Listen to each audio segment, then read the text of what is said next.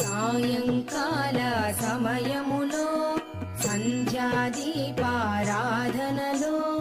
వచ్చును తల్లి మహాలక్ష్మి, వచ్చును తల్లి వరలక్ష్మి.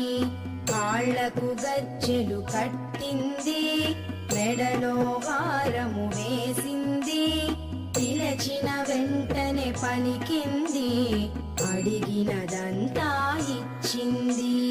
సాయంకాల సమయములో సంధ్యాదీపారాధనలో వచ్చును తల్లి మహాలక్ష్మి, వచ్చును తల్లి వరలక్ష్మి.